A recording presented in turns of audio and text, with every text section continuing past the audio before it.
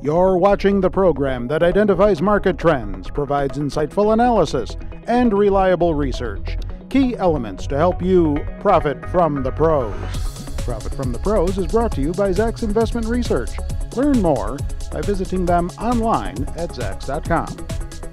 Welcome to Profit from the Pros. I'm Terry Ruffalo. Well, stocks were mixed this week. Investor focus ranged from concerns over bank foreclosure practices to more concrete signals that the Fed will take steps soon to strengthen the economy. Better than expected earnings reports from blue chips Intel and JP Morgan didn't go unnoticed. Those earnings reports helped lift the broad market to a 5-month high at midweek. Volume seemed to pick up a bit. The foreclosure problems did take a toll, though, on bank and financial stocks. Some technology stocks hit noticeable highs this week, despite a warning from Intel that its third quarter revenue could take a bit of a hit from weak consumer spending. And gold continued to hit new highs as well. Let's bring in Shiraz Mian here to kick around these markets with us once again. Shiraz, all in all, seems like 3Q earnings season going pretty well. Would you agree? Yes, I would. We have been getting these reports. The expectations getting into the reporting season was for earnings growth year over year in the 15-16% range. Typically, over the last many quarters, the reports have been coming in 2/3 to 70%. Ahead of expectations, so beats in the 2/3 to 70% range. We are kind of in that ballpark, so generally I would agree with your assessment that it's not too bad. Not too bad. In Even fact, though it's early yet. That's right. That's All right. right. So would it be terribly inappropriate here for the market to take a bit of a breather after it's been running up for about a month and a half now? It would not be. In fact, as we go further next week and the week after into the thick of the earnings season, and these reports keep coming in as we have seen this week, I think the market may take that as a signal. Because like I mentioned, the growth expectations for earnings at a certain level are already priced in. We have the Fed issue that you mentioned. We have some blue chip stocks that reported. If that trend continues into the coming weeks and we don't have major outliers either on the positive side or on the negative side, that may prompt folks to basically take some profits off the table. Yeah. Okay. I want to bring in equity strategist Bill Wilton here now because Bill follows small cap stocks. Bill, if investors in this current market wanted to try to search out some quality small caps, how'd they go about doing that? Give us a little weekend wisdom. Well, I'd say the first and foremost thing you need to do is find yourself a stock screener that you're comfortable with. You can find those, through your broker's website or most other financial websites, because there's not any, small cap stocks that are really household names that people would know readily. And it also allows you to narrow it down based on, any criteria that you look for in a particular stock. All right. So all technology stocks are not necessarily good small cap stocks. Absolutely. That's a foregone conclusion. Don't fall into that trap, right? So what characteristics exactly then would they screen for? What would they be looking for? Give us some of the hallmarks. Well, I'd say one of the biggest pitfalls that people tend to ignore when looking at small caps is they focus solely on the earnings, which can be difficult for small caps because, especially in cyclical companies, the earnings are going to be volatile because these companies operate at almost near a break-even level many of the times.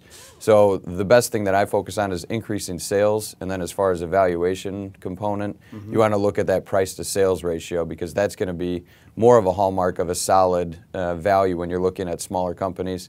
They may have an inflated PE ratio, but as they're growing their sales, that's eventually going to shrink as they grow, continuing forward. And do I understand correctly that you feel stop losses are important when dealing with small caps, when investing in small caps? Yeah, actually, I feel they're important in general, but particularly in small caps because they tend to be a bit more volatile, so they can slip away before you even notice it. It also helps you keep, your investing discipline. And, it's just a good general practice, keeps the emotion out of it, especially with small caps. Okay. Shiraz, one more time back to you here. There have been a lot of reasons lately that the market could have just stalled out and the rally could have fallen apart. Negative data, a lot of reasons. But despite all of the negativism out there, that didn't happen. Does that suggest to you that there's some more steam here left? My sense is that the momentum has been driven by the pricing out of the so-called double dip scenario. As we have moved from the August lows, the market has become more and more comfortable with this idea that, okay, growth is slowing down from the first half 2010 level, but we are nevertheless positive, and it's that momentum which has been keeping the market on a positive trajectory till this time. My sense is that we have probably peaked out. My feeling is that the market needs more strong data on the inflation front, on the growth front, on the labor market to really break out from the level where it is right now. Otherwise, if the trend continues, it may give folks an opportunity to take some profits. All right, I want to thank you both for being here with us. You stay put because you're going to be here with us for a couple of more times during the program. There's a lot more still to come on Profit from the Pros. You're not going to want to miss it, so stick around. Here is your Bull and Bear Stock of the Week. The semiconductor stock and a master limited partnership is this week's Bull and Bear of the Week. Shiraz Mian here once again, our research director, to fill us in on both of these.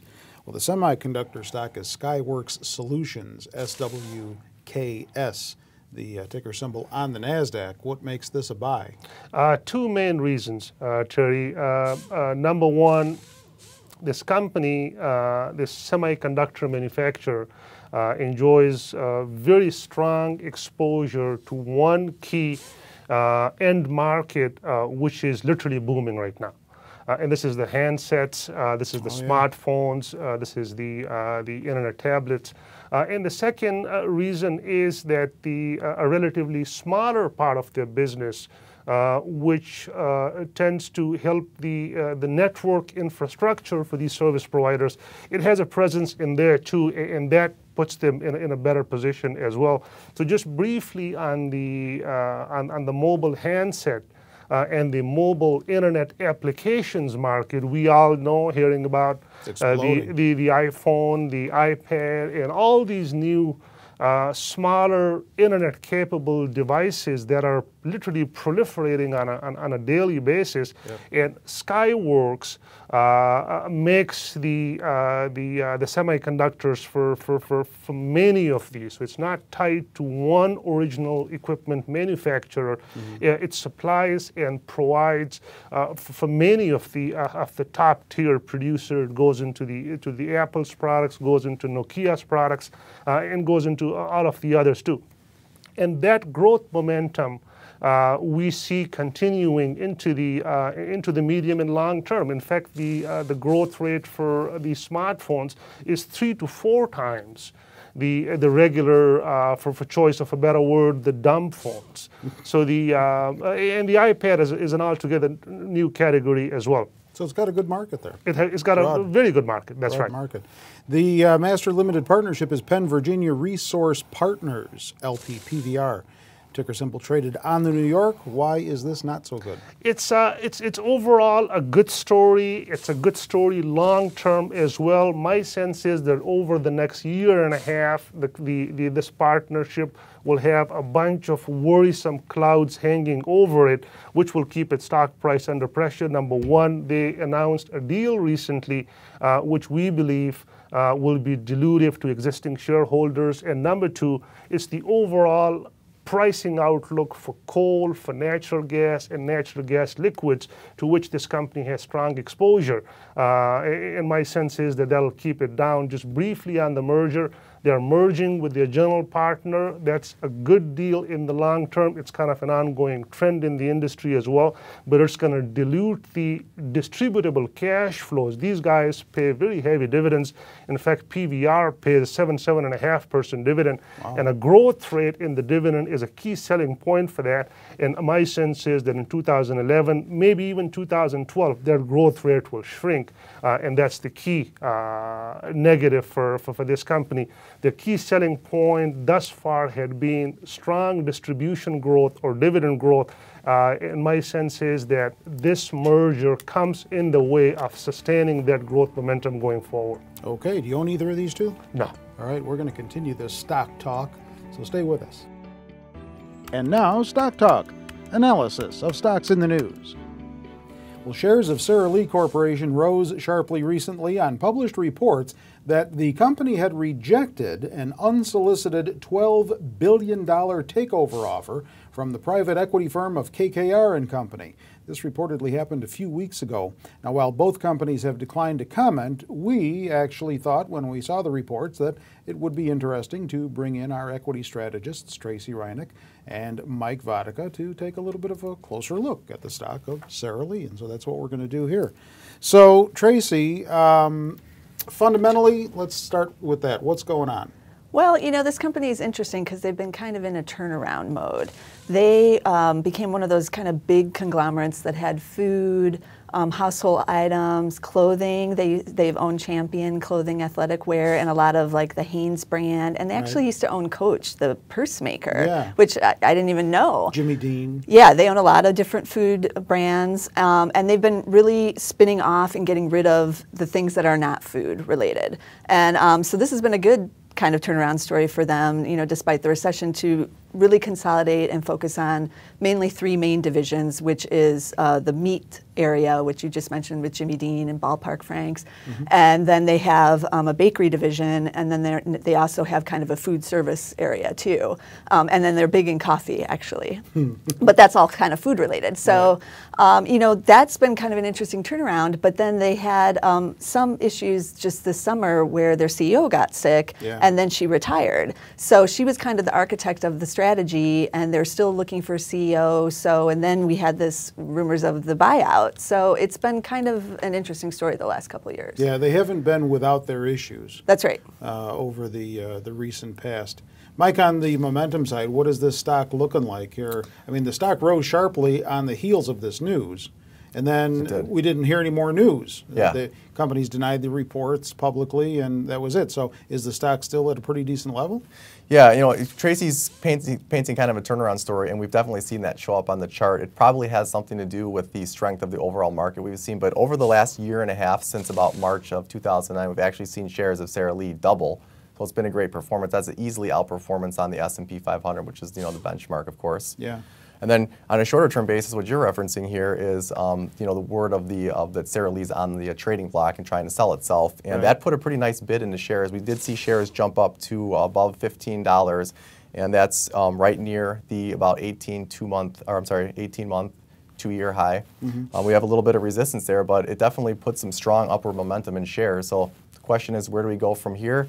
I guess it really depends on where the bid comes in. Yeah, or if a bid comes in at all. Right. Because if a bid doesn't come in, we could actually just coast at this level for a while, although not a bad level to coast at. Tracy, on the fundamental side, though, has this company over the years diluted its product line a little too much for its own good and maybe brought these issues on itself?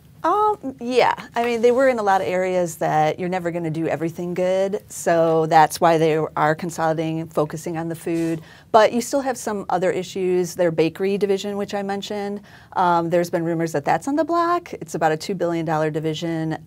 In an analyst conference recently, they were saying that, you know, they didn't deny that they were maybe trying to sell that division, but they also realized that if they don't sell it, they better, you know, try to boost it up. Their operating margins are actually only 3%, and you know, the rest of the industry is at 9%. So if you're going to operate it, you might as well operate it well. So they're putting some money into that.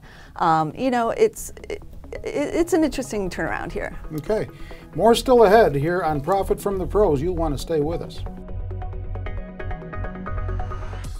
Welcome to the Zacks Roundtable Review, a discussion of current events affecting investors as well as other topics of financial interest, featuring the analysts and editors of Zacks.com. Well, Fed Chairman Bernanke spoke, the markets listened, and it appears as though QE2 is all but a certainty. We'll find out reaction from our panelists here coming up at the roundtable. Shiraz Mian, our research director, is back with us to chime in on this, as is Kevin Matris, top stock screener, and equity strategist Tracy Reinick. So we know that it's going to happen. We don't know. Yeah, that's right. We don't know when, and we are absolutely no closer to knowing exactly what the QE2 program is going to involve. So how is the market supposed to know whether this is a good or a bad thing? Well, look, the market has been moving higher nicely, and a lot of this was happening because the dollar has fallen so much. The dollar has fallen, I believe, about 8% over the course of the last several months. And a lot of that happened even prior to the buzz about QE2. Now, whether this is a certainty or not remains to be seen, but it does look as if it's probably going to take place, and if not in November, then the next meeting. But if they do quantitative easing, I do believe it will continue to support the market, and I believe that even if they don't, however, I believe the market has enough momentum to continue to move forward. Technically, because you follow technicals, and we always like to check with you on that count, where do you see any overhead resistance in the market? Well, this is why I believe even if we don't see QE2 happening, I still think the market could move higher. If you were to look at the immediate resistance, that is coming in at the April highs. So for the Dow Jones, the immediate resistance is at 11,258.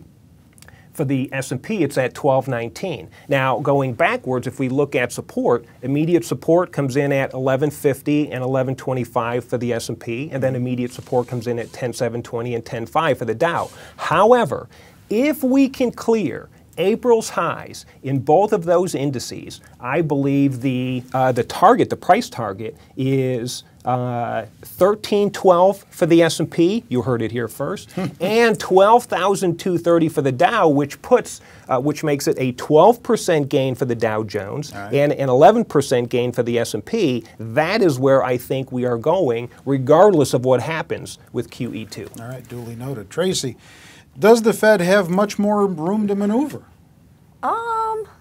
I don't know. I mean, they've been signaling, the QE2 for a while, and probably for a reason, because they didn't want to spring it on anybody. I do think they're going to do it on November 3rd. But I think most of it's priced in, basically. I mean, they've already told us they're doing it. It's already priced in. But I agree with Kevin that if we can break up over the April highs, I do think we're going to see a big burst here, especially also because earnings are coming in quite good.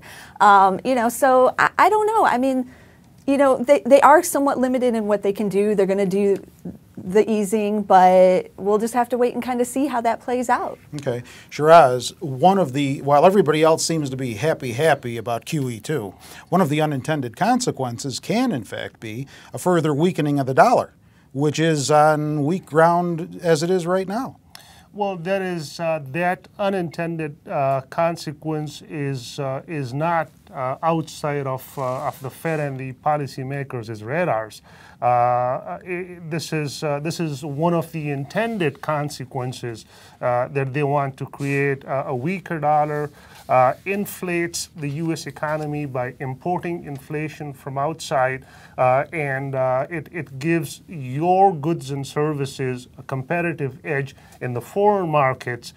So it's a positive to the extent that you do it in an orderly format and you do it in consultation with your trading partners, because if everybody starts doing it, then there's no end to it. That's when it turns negative. That's right. So an orderly slow weakness in the dollar is a net positive in my view for the economy. Okay, so as far as the dollar is concerned, weaker can be stronger. That's right. For this conversation. Yeah, and what's interesting too is everybody thinks inflation is bad, but I was doing some reading, and I think inflation right now is at about 1%, but the Fed wants to see inflation at about 1.7 to 2%. So we need to see some inflation to be able to defeat the deflationary spiral that everybody is worrying about. So a little bit of inflation is actually good for the economy right now. All right, Tracy, while everybody is also happy about this market rally that started in September and extended here to mid-October, has the market come too far too fast? I don't think so, not based on what we're seeing with the underlying earnings and just other conditions. I mean, we're still getting mixed economic indicators to some extent, but we are seeing a little bit of improvement again, and in like manufacturing. The chemical companies are all doing really well. That's a sign that the underlying industrial companies are doing really good here. So I don't think we've come too far too fast, given the signals that we're getting. The one caveat would be housing, which is this foreclosure moratoriums going on. It's going to be a mess. We don't know what's going to happen with it. Makes me a little nervous that the CEOs of some of the big banks don't appear to really know what's going on either. Right. That kind of reminds me of 2 years ago. So that's a red, little thing out there that we should watch. Monitor. Okay. Yeah. give us your top stock pick of the week. Lubrizol, and a major additives and industrial lubricants producer, one of the 3-4 large in the industry, has a large market share. They have been growing and expanding margins for a number of quarters that analysts had been discounting. Pays a decent dividend, currently around 1.5%. I think it's well placed. All right, Mr. Matris. Kaiser Aluminum, ticker KALU. They're in the metal processing and fabrication industry. They're a leading industrial producer of aluminum and different products for a various array of industries. They are a top-ranked stock in a top-ranked industry. Commodities are on the move. They are part of that group, and they just broke out of a long 12-month base. I think there is big upside potential for Kaiser. Okay, Tracy. I'm on the commodity side too with Agrium, which is the ticker is AGU. They are a big fertilizer company. They're actually in all the different segments of fertilizers, both the nitrogen and the potash and phosphates. They also have an agribusiness, like a services for the agriculture sector. They're expected to see double-digit earning growth this year and next year. Fertilizer prices are going up, and everybody wants corn, wheat, grains, and the farmers are buying the fertilizer. So you see some good upside here with this company. Yeah, that may not be a good scenario for consumer prices, though. No. In the store. Oh, no. Yeah, right now it's a little, they're trying to contain it. They're not passing it along to customers, but if we keep seeing the price increases, it could be an issue. All right, well, we'll leave it there for this week. Thank you for joining us. Hope the week ahead is a profitable one for you, and we'll see you next time on Profit from the Pros.